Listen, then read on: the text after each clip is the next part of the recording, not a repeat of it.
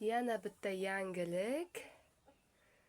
Yana bitta tavug'im, ikkinchisi kuruk bo'pti. Buni ham bugun kechqurun yotqizib tashlaymiz. Kecha ham yotgandi. Bugun ham mana turmabdi. Pupillari qip-qizil, kuruk bo'lgan tovuqning pupili qip-qizil bo'lib ketar ekanda. Mana yangilik. Joyini tayyorlab qo'yamiz. Tagidagi tuxumini olishim kerak.